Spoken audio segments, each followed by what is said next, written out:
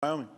Thank you, Mr. President. Mr. President, I come to the floor today to talk about the need for more American energy. We're approaching the end of January.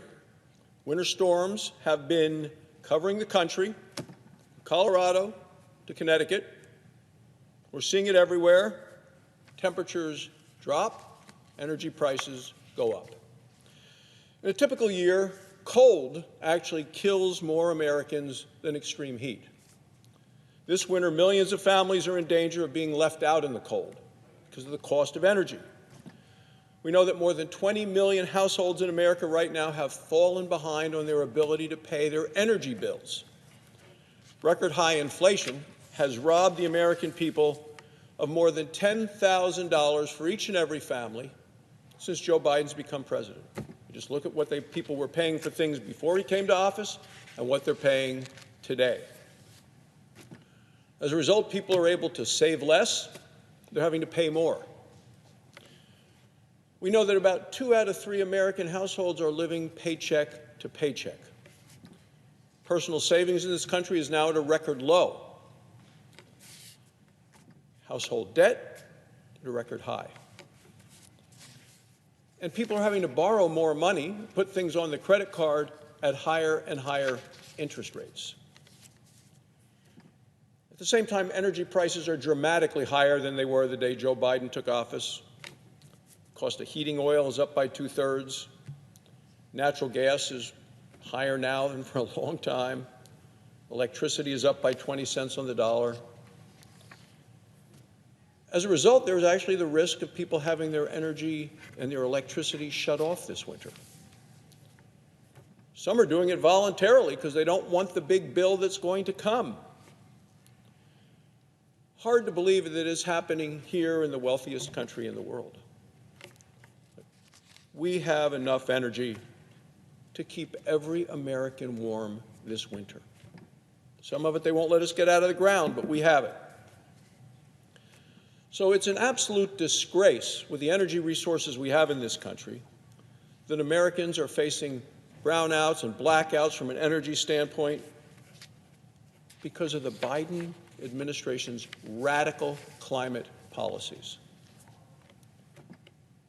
Yet millions and millions of Americans are living with financial fear and with massive frustration at this administration and ignoring the needs of the people. So what are the Democrats doing about it? Nothing. Joe Biden actually sold some of our emergency petroleum reserve, the strategic petroleum reserve, sold some of it to China. You wouldn't believe that, but yet it happened. Our petroleum reserve is for America. It's for emergencies. It's for natural disasters. It's for war. It's not for China. This week I'm introducing legislation to make sure this never happens again. The House has already passed this legislation. The vote was completely bipartisan. More than 100 Democrats voted for it in the House. No reason it shouldn't be bipartisan here in the Senate as well, Mr. President. So I urge my colleagues on both sides of the aisle to join me in this effort.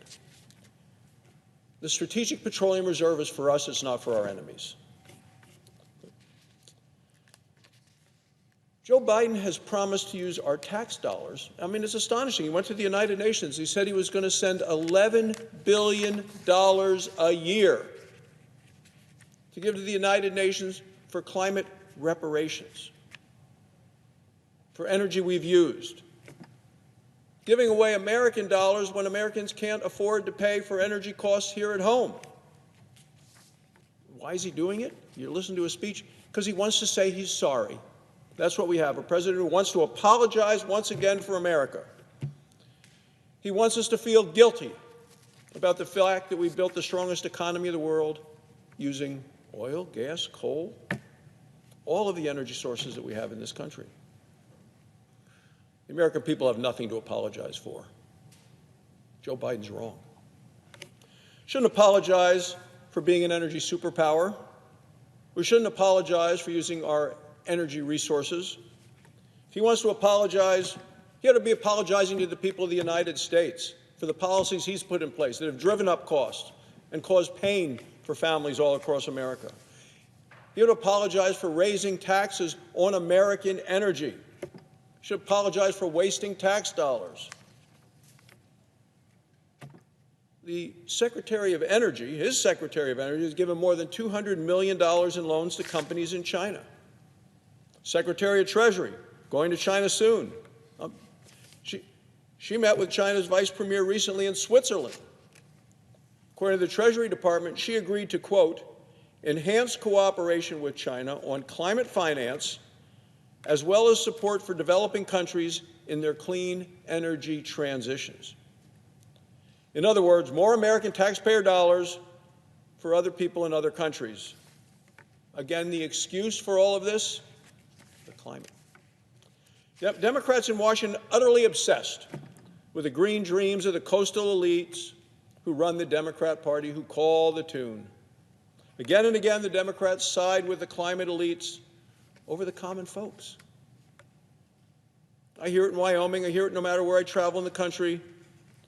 Democrats are offering working families nothing more than higher taxes and higher prices, and they continue to raise taxes.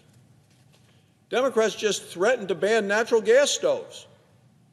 Nearly half of the homes in America use natural gas. The administration, nominee by the president, that's what he said. He didn't say it once, he said it repeatedly. Democrats also just raised taxes on coal by more than $1 billion. So what happens with all these new taxes? They get handed on to working families in Wyoming and across America. What happens with higher taxes? It means higher prices and higher energy costs. Yet Janet Yellen's flying around the world offering more of our tax dollars to these other countries. Last week, there was a large Democrat political rally held in Switzerland, a place called Davos. And the masters of the universe flew to Switzerland for the World Economic Forum. From the television reports and the news reports, much of the conversation was about climate. The president's energy's climate czar, John Kerry, was there. He gave a speech.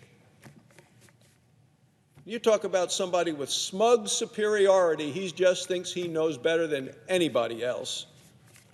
This is what he said. He said, quote, this is John Kerry, "It's extraordinary that we, a select group of human beings, are able to talk about saving the planet. Thank you, John Kerry. You're going to save us all." I can hardly wait. He added, "If you say that to most people, they'd think you're just a crazy, tree-hugging, lefty, liberal do-gooder, but that's where we are." Well, John Kerry, you're right. Most people, certainly anybody in Wyoming would listen to you, would say you are just a crazy, tree-hugging, lefty, liberal do-gooder. That's what we got from the President of the United States doing his climate bidding in Switzerland. This is exactly what people think about John Kerry and the climate crisis and the positions of this administration. And as if one failed presidential nominee and candidate wasn't embarrassing enough, then we had a real vice president who came to speak, a former vice president named Al Gore. Anyone watching Al Gore speak would say that basically he descended into an unhinged rant. About what? Well, climate, of course. It's all he ever rants about. The former Democrat senator and vice president said, he said, we're boiling the oceans. That's what we're doing, apparently. He said, if we don't obey his energy policies. Well, I'm sure he and John Kerry have great times together.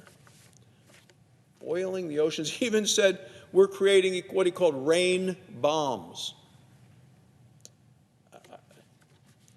He wants to save the planet as well, and I'd say, what planet is he on? That's what we're seeing coming out of this administration as their voice on the world stage. When it comes to energy, what are the Democrats offering? A fairy tale, a fantasy, and a fraud. That's what we hear from the Democrats. Democrats' green dreams are causing nightmares for working families who have to pay for all of this. And the only green thing about Democrats' energy agenda is how much green it costs American families. John Kerry said it himself. He said, how do we get there? And he said, money, money, money. That's his answer. American money, American dollars. And he's going to save the planet. Europe already has tried its own Green New Deal. It's been a disaster for working people of those countries. Can't let that happen here. Just cannot. The International Energy Agency projects record high demand for oil later this year. This is at a time when Joe Biden's making us keep it in the ground. Wyoming is the energy breadbasket of the nation. We have it. It's affordable, it's available, it's reliable. Not good enough for Joe Biden. No, he wants to go to Iran, go to Afghanistan, go to Iran, go to Venezuela, go to Saudi Arabia, hat in hand, begging them to produce more and sending it here. And it's interesting listening to the climate elites as they are fixated on renewable energy regardless of the costs and regardless of the consequences. Democrats need to stop this science fiction. It's long past time for America to unleash our energy and stop this foolishness coming from the administration that has us buying energy from our enemies instead of selling it to our friends. We have an abundance of American energy. Democrats want to keep it buried in the ground. For every American family who is struggling to make ends meet and falling further behind because of the inflation caused by the Democrats' spending, it's time to unleash American energy right now. Thank you, Mr. President. I yield the floor.